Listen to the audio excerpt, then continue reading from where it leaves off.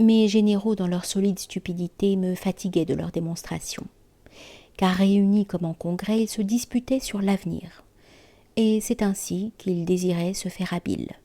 Car à mes généraux, on avait d'abord enseigné l'histoire, et ils connaissaient une par une toutes les dates de mes conquêtes et toutes celles de mes défaites, et celles des naissances et celles des morts.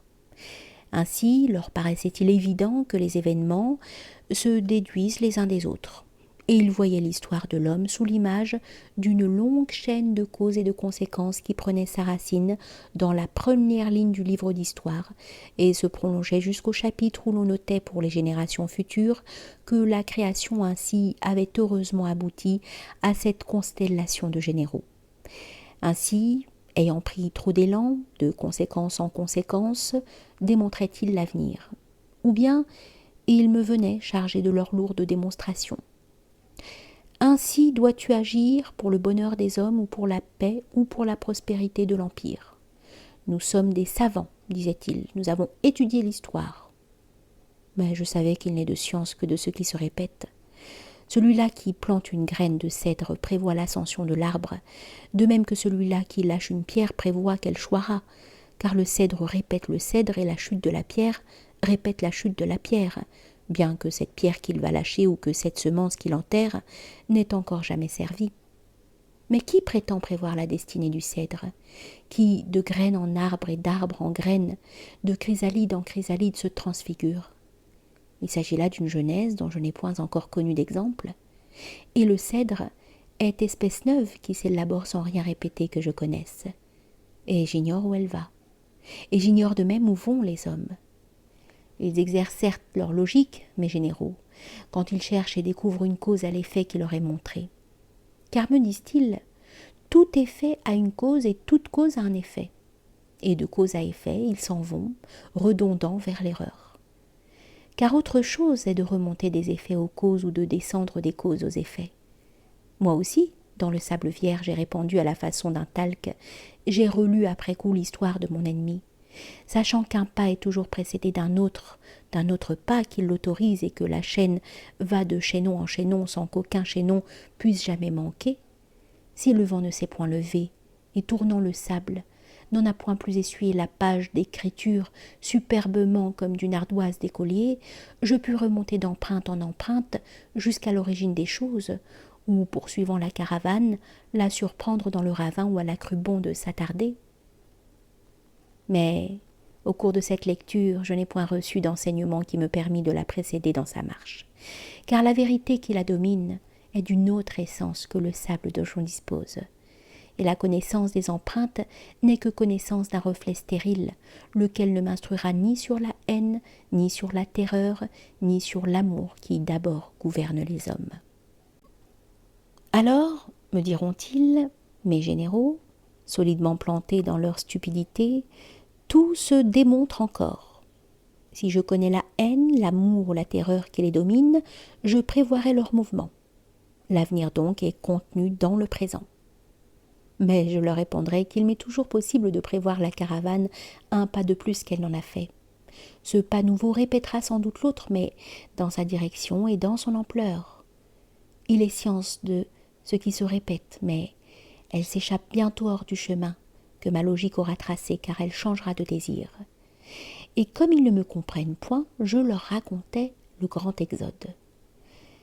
C'était du côté des mines de sel, et les hommes se sauvaient tant bien que mal de vivre parmi les minéraux, car rien ici n'autorisait la vie. Le soleil pesait et brûlait, et les entrailles du sol, loin de livrer une eau limpide, ne livraient que des barres de sel qui eussent tué l'eau si les puits n'avaient été secs. Pris entre l'astre et le sel, les hommes venus d'ailleurs avec leurs outres pleines se hâtaient au travail et détachaient à coups de pioche ces cristaux transparents qui figurent la vie et la mort. Puis ils s'en retournaient liés comme par un cordon ombilical aux terres heureuses et à leurs eaux fertiles. Le soleil donc était ici âpre, dur et blanc comme la famine, et les rochers crevaient le sable par endroits, flanquant les mines de sel de leurs assises d'ébène dures comme du diamant noir, et dont les vents en vain mordaient les crêtes. Et celui-là, qui eût assisté aux traditions séculaires de ce désert, les eût prévus durables et fixés pour des siècles. La montagne continuerait de s'user avec lenteur, comme sous la dent d'une lime trop faible. Les hommes continueraient d'extraire le sel, les caravanes continueraient d'acheminer l'eau et les vivres et de relever ses forçats. Mais il advint une aube où les hommes se tournèrent du côté de la montagne, et ce qu'ils n'avaient point vu encore se montra. Car le hasard des vents qui avaient mordu le roc depuis tant de siècles y avait sculpté un visage géant et exprimait la colère. Et le désert et les salines souterraines, et les tribus fixées sur une assise plus inhumaine que l'eau salée des océans, sur une assise de sel durci, étaient dominés par un visage noir sculpté dans le roc, furieux sous la profondeur d'un ciel pur et ouvrant la bouche pour maudire. Et les hommes fuirent, pris d'épouvante, quand ils le connurent. L'aventure se propagea au fond du puits, et quand les ouvriers émergeaient de la gangue, ils se retournaient d'abord vers la montagne, puis, le cœur saisi, se hâtaient vers la hante, empaquetaient tant bien que mal leurs ustensiles, injuriaient la femme, l'enfant et l'esclave, et poussant devant eux leur fortune condamnée sous le soleil inexorable, empruntaient les pistes du nord. Et comme l'eau manquait, ils périssaient tous, et vaines parurent les prédictions des Légiusiens qui voyaient s'user la montagne et se perpétuer les hommes. Comment eussent-ils prévu ce qui allait naître?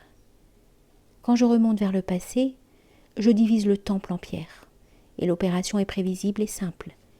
De même, si je répands en os et viscères les corps démantelés en gravats le temple ou en chèvre-mouton demeure et montagne le domaine, même si je marche vers l'avenir, il me faudra toujours compter avec la naissance d'êtres nouveaux qui s'ajouteront aux matériaux et ne seront point prévisibles puisque d'une autre essence.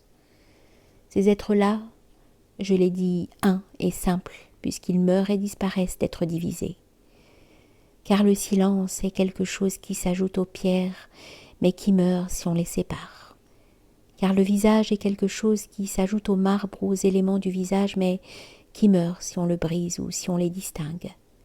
Car le domaine est quelque chose qui s'ajoute aux chèvres, aux demeures, aux moutons et aux montagnes. Je ne saurais prévoir, mais je saurais fonder, car l'avenir, on le bâtit. Si je rassemble en un visage unique le disparate de mon époque, si j'ai des mains divines de sculpteur, mon désir deviendra. Et je me tromperais si je dis que j'ai su prévoir, car j'aurais créé. Dans le disparate d'alentour, j'aurais montré un visage et je l'aurais imposé, et il gouvernera les hommes, comme le domaine qui exige parfois jusqu'à leur sang. Ainsi m'est-il apparu une nouvelle vérité. Et c'est qu'il est vain et illusoire de s'occuper de l'avenir, mais que la seule opération valable est d'exprimer le monde présent. Et qu'exprimer, c'est bâtir avec le disparate présent le visage un qui le domine. C'est créer le silence avec les pierres. Toute autre prétention n'est que vent de parole.